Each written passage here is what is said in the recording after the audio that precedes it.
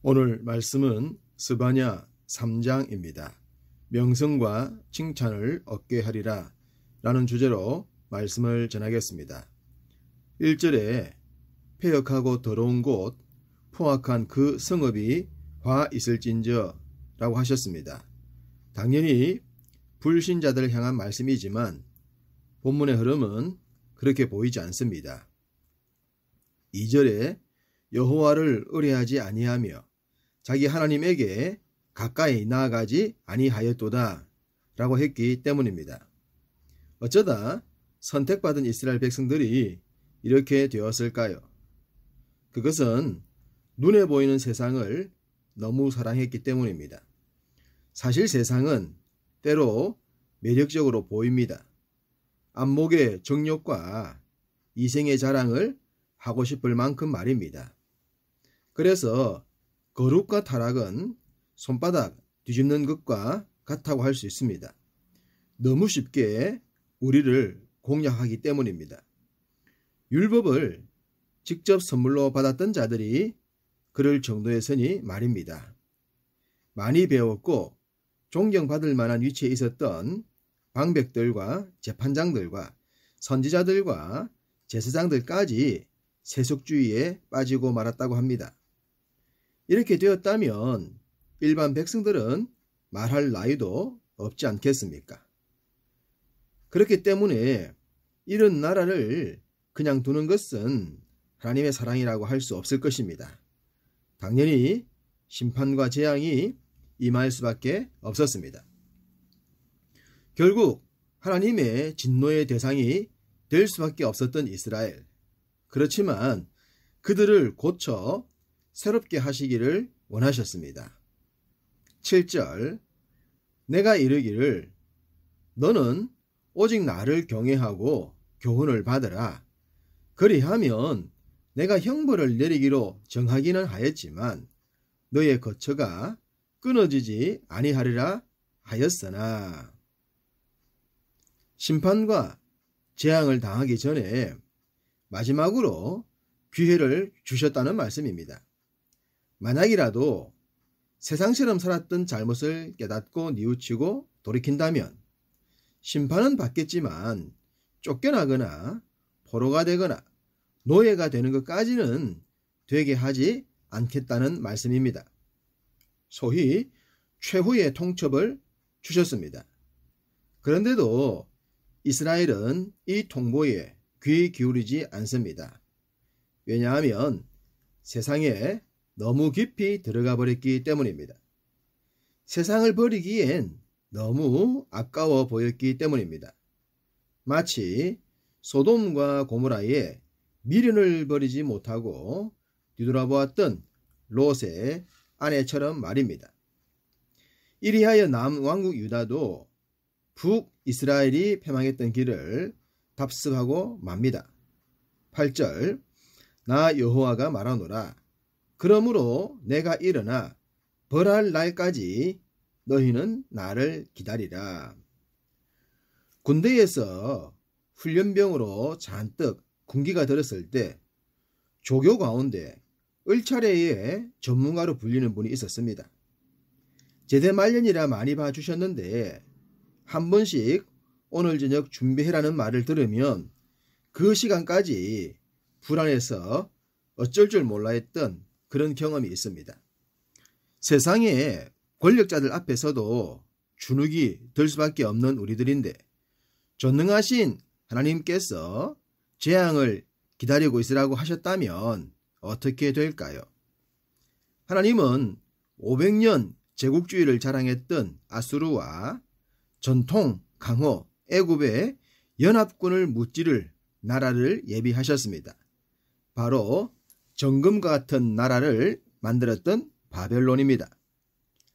앞서 선지자들이 언급했듯이 갈대아 민족인 바벨론은 잔인하기로 소문난 자들이었습니다.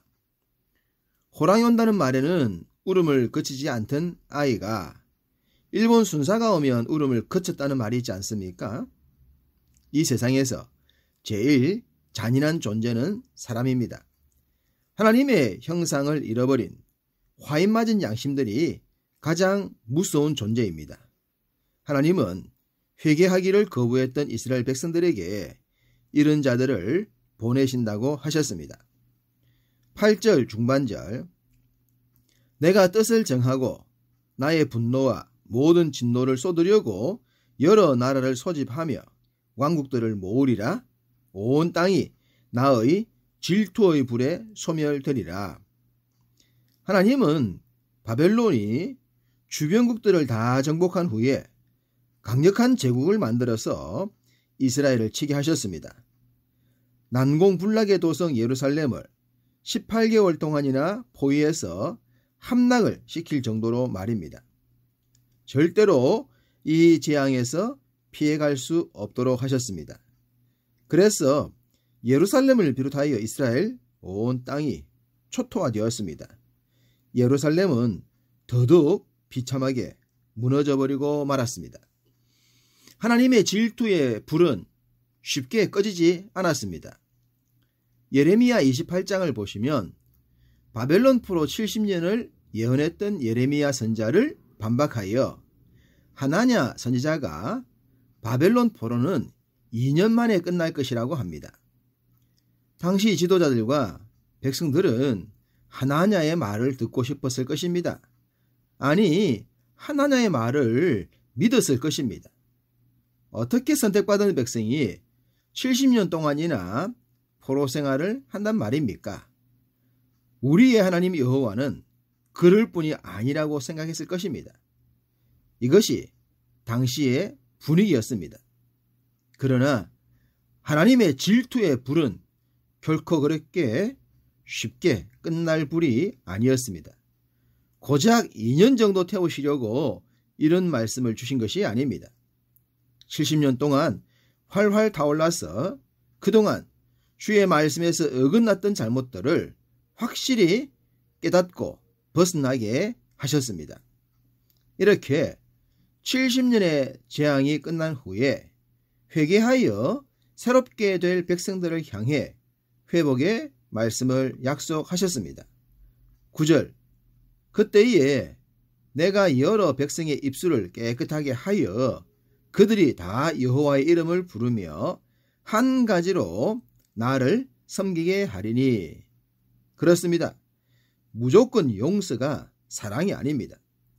깨달아 알도록 돌이켜서 새롭게 되도록 하는 것이 진짜 사랑입니다. 비록 세상만큼 때깔나는 삶을 살지는 않더라도 세상과 다른 삶을 살도록 말입니다. 공의와 정의도 없이 겸손도 없는 교만이 아닌 삶을 살도록 말입니다. 12절 내가 곤고하고 가난한 백성을 내 가운데에 남겨두리니 그들이 여호와의 이름을 의탁하여 보호를 받을지라. 곤고하고 가난한 자들이 곧 약자들이지 않겠습니까? 그들이 하나님의 보호를 받을 것이라고 합니다.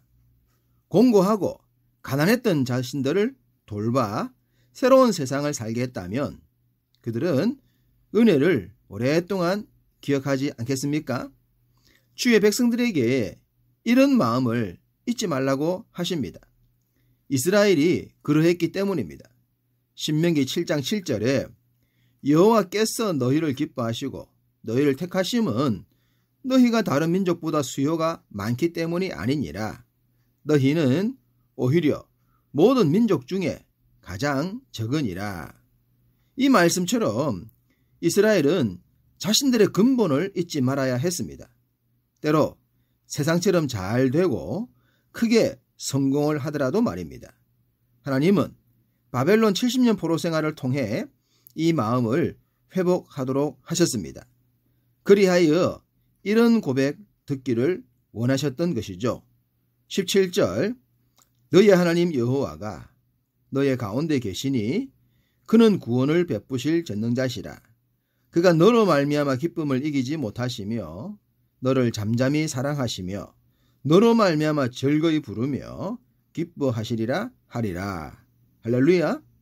여러분 모두 이 고백의 주인공 되시기를 축복합니다. 여러분의 범사가 하나님의 기쁨이 되시기를 축복합니다. 잘 되고 잘 될 때에 더욱 이 기쁨의 주인공이 되어봅시다. 이스라엘 백성들이 포로가 되고 나그네가 되었을 때에 사람들의 조롱과 비방을 받았을 것입니다. 한때 잘 나가기도 했던 자들이기 때문입니다. 그렇지만 고난의 채찍을 견뎌내고 믿음으로 회복을 하게 되면 이전 영광과 비교할 수 없는 영광을 얻게 됩니다. 19절 온 세상에서 수욕받는 자에게 칭찬과 명성을 얻게 하리라. 할렐루야. 여러분 모두 칭찬과 명성의 주인공 되시기를 축복합니다. 20절 너희에게 천하 만민 가운데서 명성과 칭찬을 얻게 하리라. 할렐루야. 2021년 여러분 모두에게 이런 해가 되기를 축복합니다. 오늘 하루도 여러분 모두가 이 말씀과 같아지기를 주님의 이름으로 축복합니다.